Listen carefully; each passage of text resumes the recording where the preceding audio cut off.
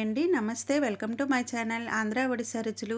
ఈరోజు మీకు మంచి టేస్టీ వంకాయ టొమాటో పచ్చడి చూపిస్తున్నానండి.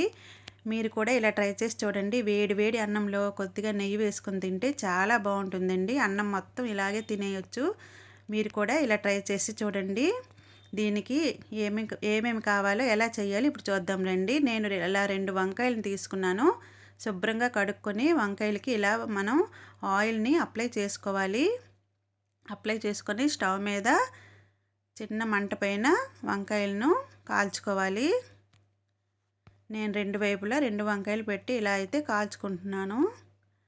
చిన్న మంట పైన కానీ వంకాయలని కాల్చుకుంటే శుభ్రంగా మనకి లోపల వరకు కుక్ అవుతుంది. మధ్య మధ్యన మీరు ఇలా తిప్పుతూ ఉంటే వంకాయ మొత్తం కాలుతుంది.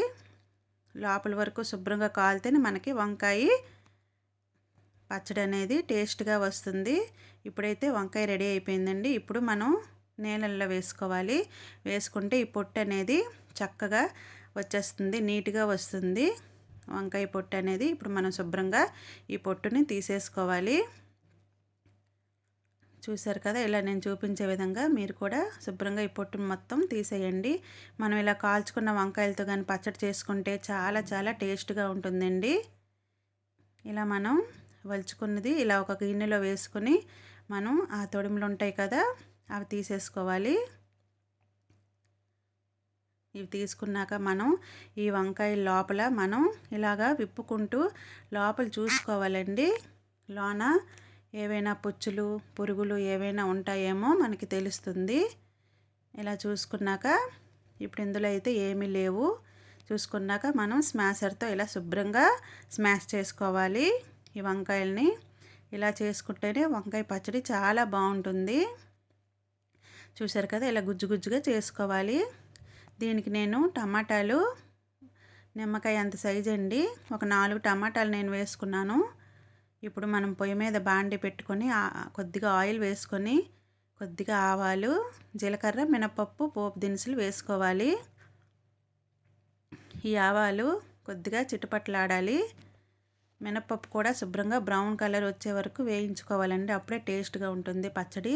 ఇందులోనే ఉల్లిపాయ ముక్కలు, పచ్చిమిరపకాయలు వేసుకొని ఉల్లిపాయ ముక్కలు శుభ్రంగా మగ్గనివ్వాలి. ఒక రెమ్మ కరివేపాకు కూడా మనం వేసుకోవాలి. ఇది కొద్దిగా మగ్గాక ఇందాక మనం కట్ చేసి ఉంచుకున్న టమాటా ముక్కలు కూడా వేసుకోవాలి. టమాటా ముక్కలు శుభ్రంగా మగ్గిపోవాలండి. ఇందులో కొద్దిగా సాల్ట్ వేసుకుంటే శుభ్రంగా టమాటా ముక్కలు మగ్గిపోతాయి.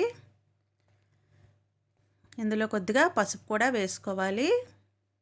టమాటా ముక్కలు మనకి శుభ్రంగా మెత్తగా గుజ్జులా అయిపోవాలండి.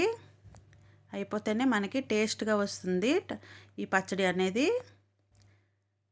మనం ఇలాగా కలుపుతూ మూత పెడుతూ ఉంటే మనకి ముక్కలు బాగా మగ్గిపోతాయి.